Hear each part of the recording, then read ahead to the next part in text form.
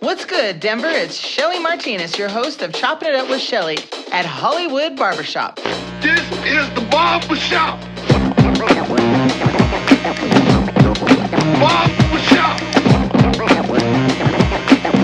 This is the barbershop. The place where a black man means so.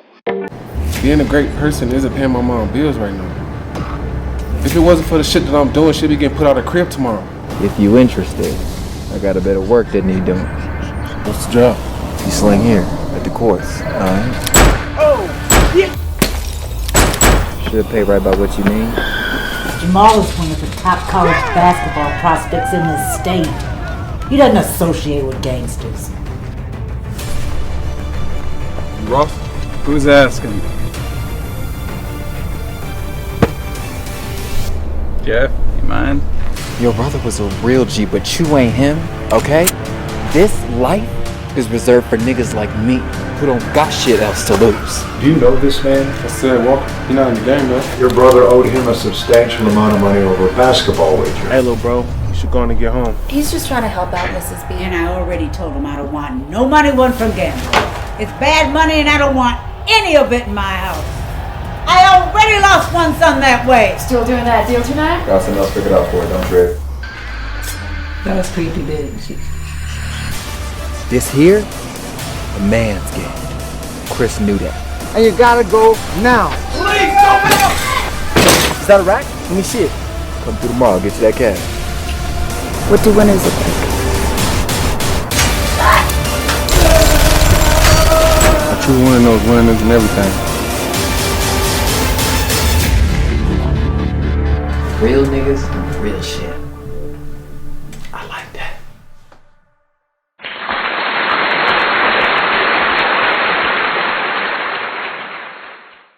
I'm Shelly, your host, and this is DJ Jess. It's your boy DJ Jess, and we are here with some of the cast of Shooting Guard, which is now streaming right on TV and Amazon. Guys, all I can say is 1 year. It's been 1 year. Let the camera know, let everybody know. We're going to go around, starting with Miles right here. Introduce yourself, let them know the character you played on Shooting Guard. What's up? My name is Miles Janelle. I played the role of Solomon. Happy Petra, I play Jamal.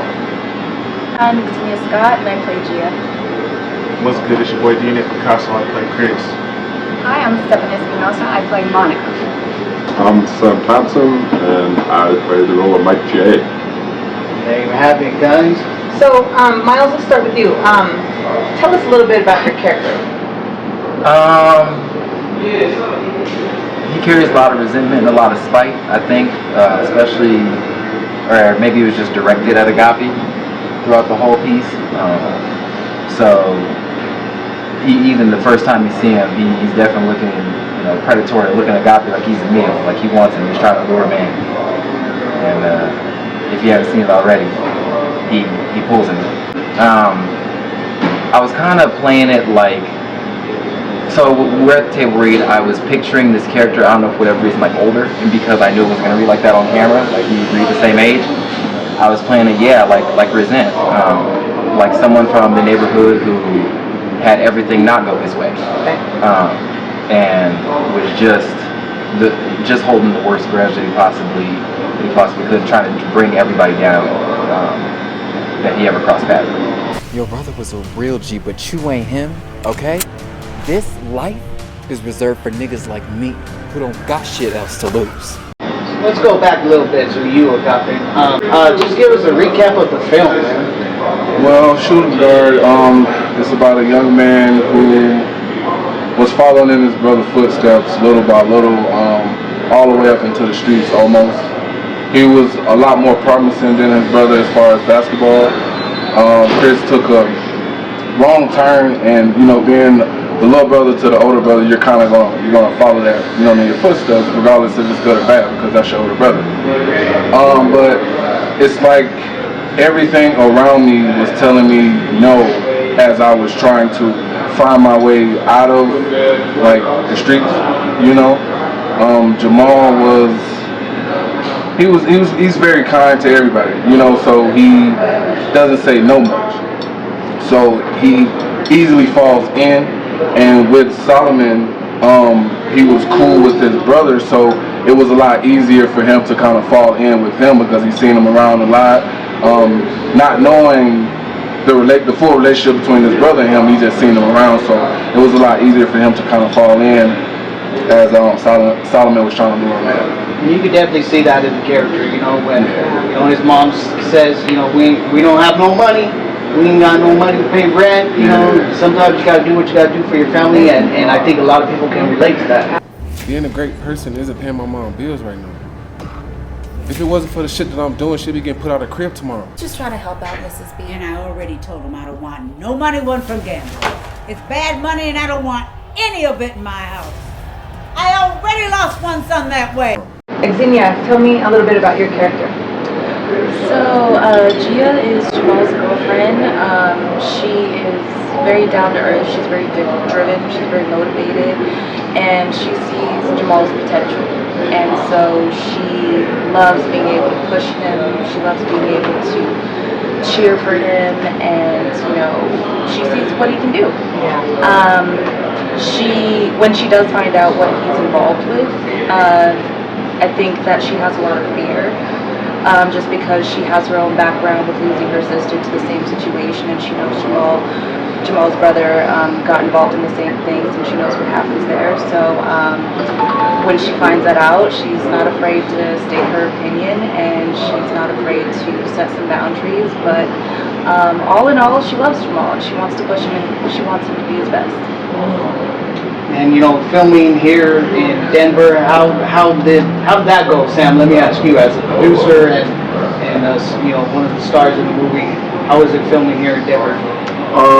I love it. I'm from here, obviously. I love Denver, and I do think that I'm sure everyone will agree that there's a lot of underappreciated talent out here, not only in the filmmaking world, but in the music world as well, in the world of writing and poetry, and in the art world, like the high art world.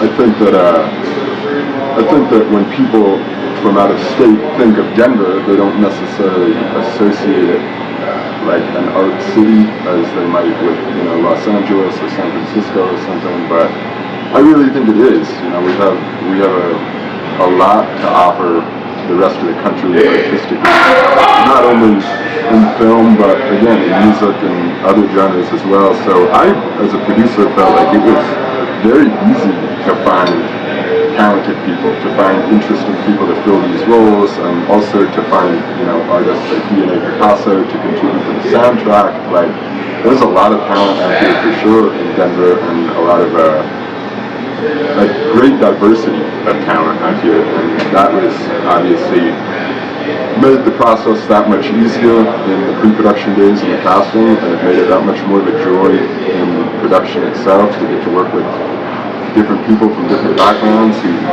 have different talents, and it was great. Where'd you find the drug house?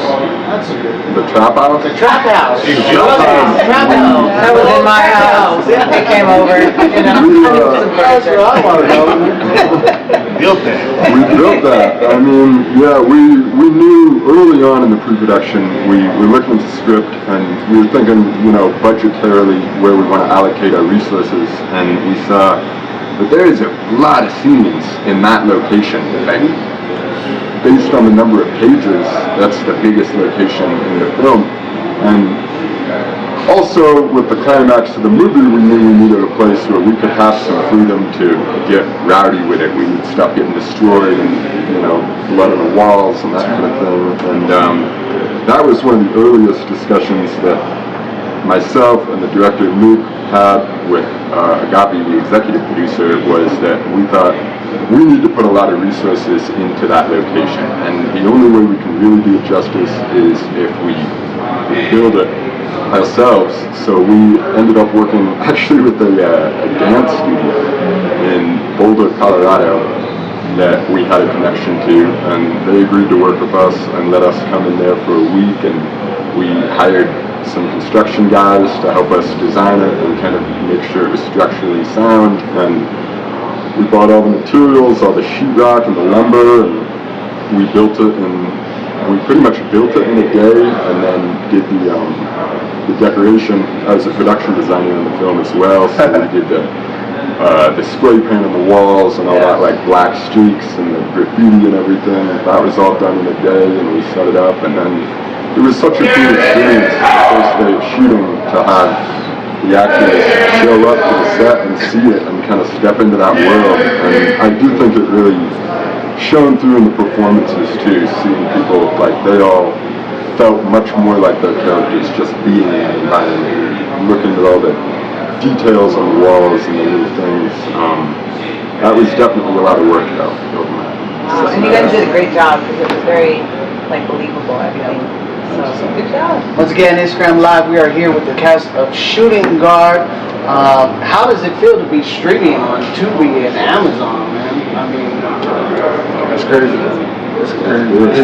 It's the goal. Yeah. I mean, I watch Tubi, you know what I'm saying? Like on a daily basis, even before it went on there. So Fire movies on Tubi. man, like some good classics. You know what I'm saying? Shooting Guard. You know what I'm saying? But yeah, it's just super crazy to kind of see it up there. Like I'll be watching a little bit just so I can like get on there and just see it, continue watching. You know what I'm saying? That's crazy. That's a great accomplishment. That's pretty cool. Stephanie, tell us a little bit about your character. Well, my character is Monica. She is very loyal to Salomon. I think she's finding her like a family. So for my background, I thought she was like kind of homeless. She didn't have like a family, and so she enjoys what she does, everything that they ask for. She always wants to be doing those jobs and feeling all that adrenaline and everything. So I think she's pretty loyal, and she'll give the life for her small family because it's the only thing she has. Still doing that deal tonight? Got something else figured out for it, don't trip. now your character, there's only one way to describe her, and that's a bad bitch right there. You know, she was, and as much respect as possible. She can ride shotgun out and everything, you know. So you play that character very, very well. Thank you. And then DNA, tell us a little bit about your character. I am playing Chris, and Chris is Jamal's older brother, who had a promising future and fell down, the wrong path, and ended up, being his demise. And so throughout the movie, I feel like Jamal's trying to follow in his footsteps, but closer to the end, he realizes that Chris wouldn't really want him to be just like him.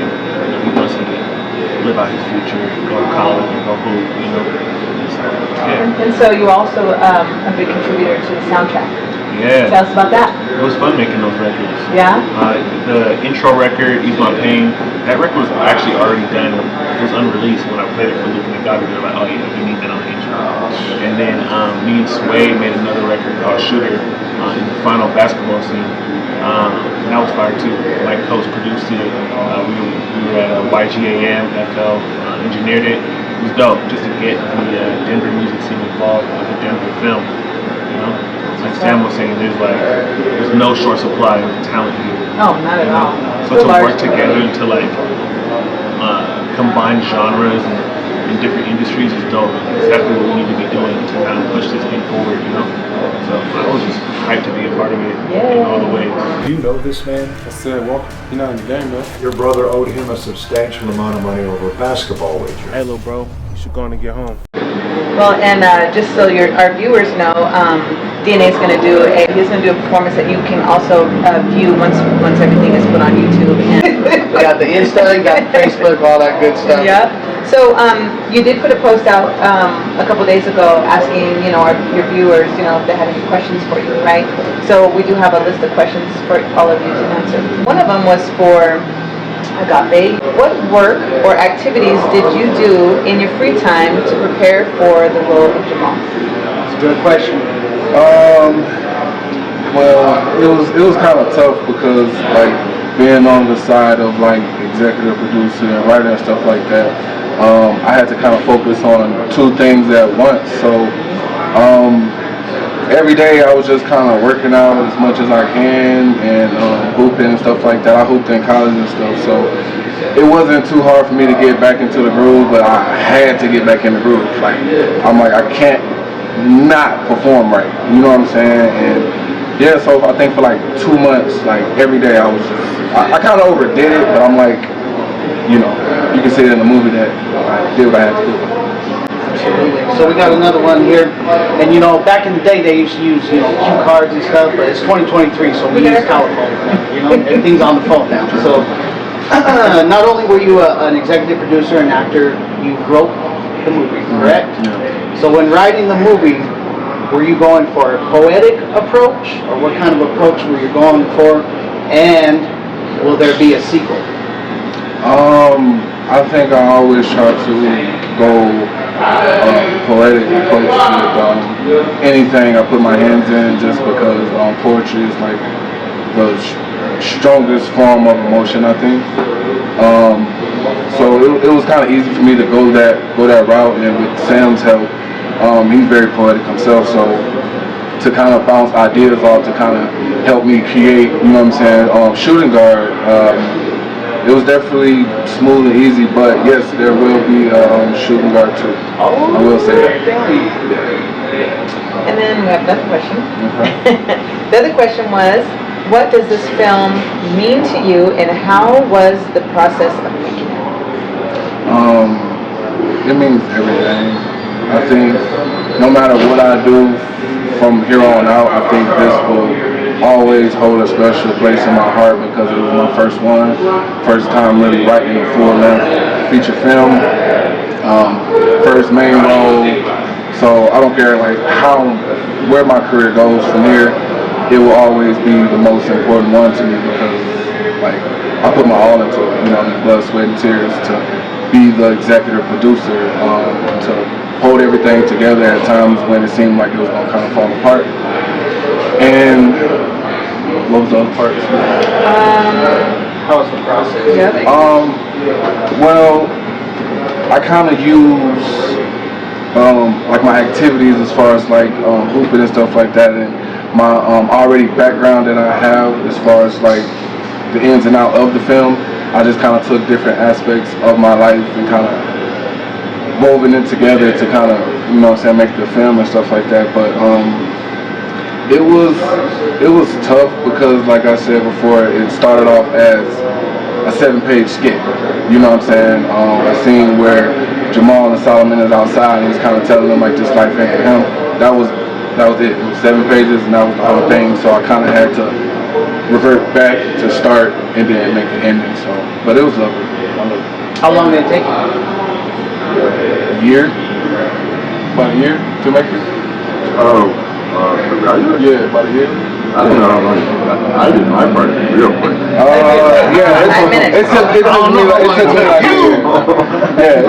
It took me a while, because I wanted it to mean something, not only to myself but everybody who played a part in it. And you want it to be impactful? Yeah, definitely. Because I'm not from here as well, so I kind of wanted this to be my opening to Denver, you know what I mean, to kind of be accepted in a way, you know what I'm saying, as far as the art way goes, you know what I'm saying. Tell me again, where you from? I'm from Atlanta, but I grew up on the east side of Atlanta. Shout out to Atlanta.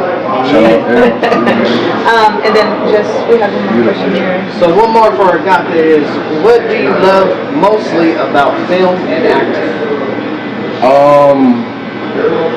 I think the togetherness of a project that means something, like I said, not only to myself, but if everybody can grab something where it means something to them, I think that energy that comes together when doing that is like, you know, that's my favorite part of it. And I just love portraying art and poetry in a visual form, you know what I mean, of expression. But yeah, I think mostly it's just the energy of everybody coming together. All right, so moving on to Sam, the man. So Sam, as a producer, how do you know how do you know to pick a good project from a bad project? And what interests you in engaging in that project? It varies from project to project, obviously, but I think with this project specifically, from the very early days, like when me and Luke, the director, sat down with Gabby, I could tell that this project meant a lot to him personally, and that he would be willing to sacrifice a lot for it. And that is definitely something that I look for when I'm choosing people to work with and choosing projects to work on, is as a producer, I want to make sure that the other producers that this means something to them, because it's difficult to produce a film, it's expensive, and the nature of the work, you're dealing with different personalities, artistic personalities, and artistic egos, and that can be really, really beautiful, but it can also be difficult at times, you know what I mean? And I always want to make sure that the people at the executive level are leaders, and I think that leaders lead by example, and leaders have to make sacrifices, and they have to make tough decisions. So when I was considering taking on this project, I really asked myself about Agapi, and asked myself, does this guy seem like someone who's going to be able to go the distance?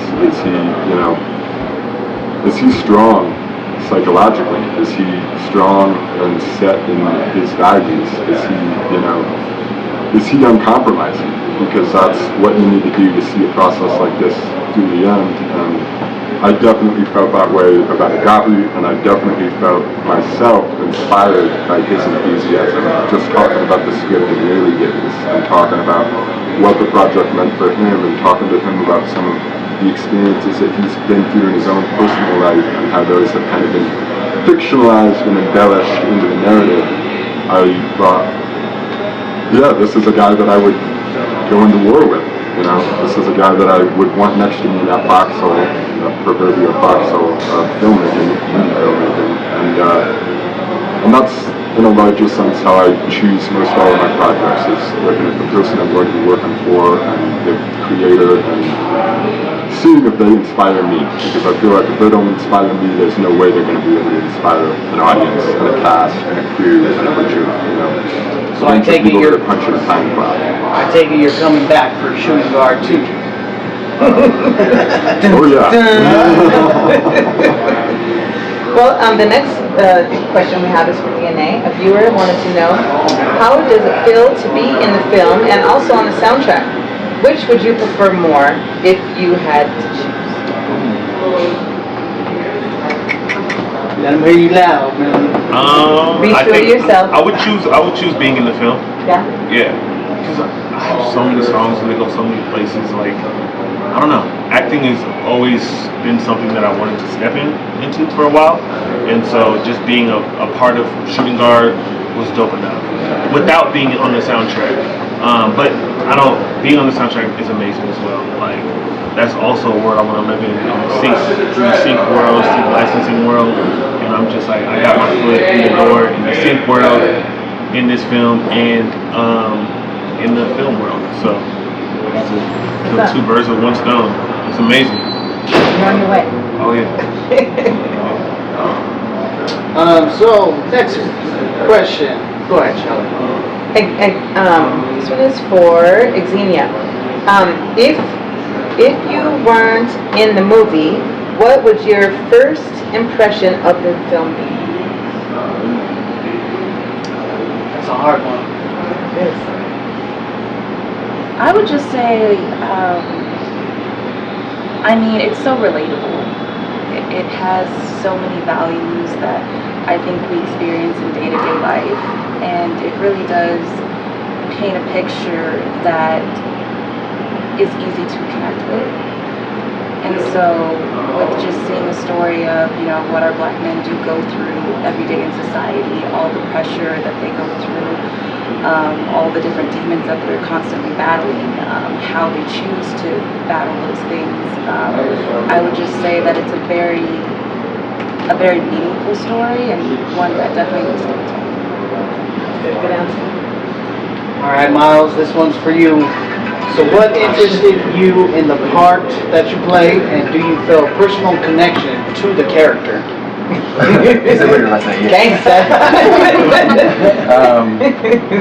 So the role was originally meant for somebody else, but I love the craft so much. Acting is what I was born to do. So when my boy called me 2 days before and was like, "Let's get it," I was like, "All right." That tells me that you're very adaptable. I felt like that, at least on the track. The first day I definitely felt like that. And so, yeah, my first priority was just like making sure that they weren't waiting on me for lines, and yeah, just building it with them was beautiful, building the chemistry, because I hadn't met some of these artists until today. Sorry, what was the latter part of your question?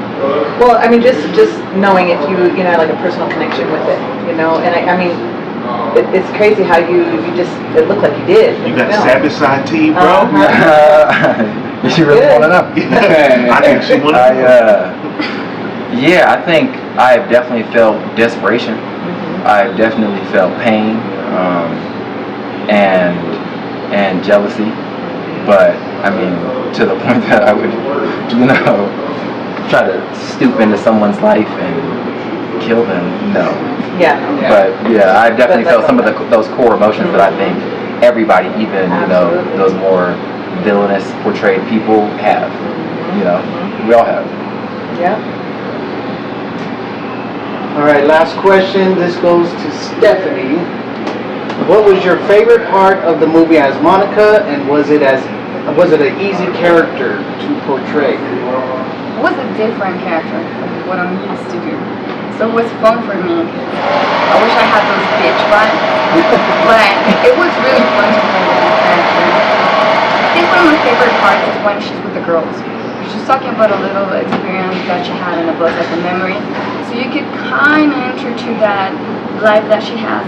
You kind of know a little bit of her life in that scene. So that was one of my favorite ones, where she kind of expresses a little bit more of herself. Well, there you have it, guys. There's some questions for you guys. Once again, live on Instagram. Sorry about the noise a little bit, but once again, we are in a barbershop. We're going to chop this all up, put it out there for you guys. Thank God for microphones and everything. But we are here with the cast of Shooting Guard celebrating 1 year, almost to the day, right? 1 year from the film.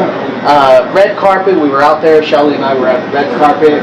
And it was hot then, just as it is hot now. So we can't fail to say that Ralph Sway was also a contributor to the soundtrack, right? Yeah. Tell me a little bit about him. Well, he's a super dope artist. He's actually my older brother. Like blood brother? Yeah. What? Yeah. 1 year later, you're still learning. You know what I'm saying? I mean, because he's been in the art world for a long time and stuff like that. So we do different things. So I kind of, wanted to take my own route when I came out here and stuff like that, and kind of not just want to, step behind his footsteps. Kind of like Chris and Jamal. So, but to have him on the soundtrack, we grew up together. You know what I'm saying? I watched him chase his dreams from nothing to something. You know what I'm saying? So to have my older brother supervise the soundtrack while I handled the movie, you know what I'm saying? Like, it was a special moment. I even went to the studio with him a few times just to kind of watch him do his thing with mixing some of the songs and stuff like that. So yeah. That's cool. So what's the next project? Is there anything that you guys want to let people know that you're working on currently or coming up individually as a group? Keep watching Shooting Guard. Run it every day. Keep streaming it. Run it every day. Watch the ads. But by the time you get tired of it, Shooting Guard Zoo might be around the corner. Now, me and Charlie got a question. Is there a spot for us in Shooting Guard too? I mean, Absolutely. everybody needs a barber. Everybody needs a DJ. You get a part. You get a part. You get a part. Y'all get a part. Do an outdoor basketball scene where you got the media there. The microphones, you name it. They said it, so watch for it. Let us know if you think Jesse and I should be in the next one. Yep, let us know, because You're gonna be like, I'm ready for my close-up. I'm ready for my close-up. Now, once again, guys, a whole year. I can't believe it's gone by that fast. Thank you guys for being here. Hopefully, we get to see you guys soon and do it all again and do the red carpet again and just, we wish you guys nothing but great success and the success of Shooting Guard on Tubi and Amazon. Like they said, just keep streaming, All you gotta do is keep streaming. Any shout outs, anything you guys want to say? And tell us where we can find you guys at on social media. Let's start with you. Miles Janelle on everything. Okay. Agape Sensei. Okay. Xenia on everything. I'm the only one who Beautiful name, too, by the way. I'm gonna name my daughter that. I'm playing. And then DNA? DNA Picasso on everything. Apple Music, Spotify, all of that. Definitely Spinoza. Sam the Boss Man on Instagram, and make sure you watch Stream Shooting Guard on TV or Amazon today. Shout out. We got some celebrating to do, guys. We got some pizza One to shout eat out. and some drinks. Go ahead. Yes, sir. Shout out Endless Grind. There was a clothing line that was featured in the film. Shout out to Stuck Up THC. They was a sponsor at the red carpet. And then one more thing. James Muhammad of Hollywood Barbershop was also sponsoring the interview today with his brand called Applied Pressure. So come check it out. Get yours. He's got multiple colors and sizes available. And once again, we're here at Hollywood's Barbershop. And don't forget that we're going to have DNA do a performance for us, which will also be loaded up on YouTube once all of this is edited. And hey, thanks for joining us. And tune in to Shooting Guard on Tubi and Amazon Prime. And what else, Jess? Check it out, guys. Thank you Check guys it so out. much for being here, man. Thanks a lot. We'll see you next time, Denver.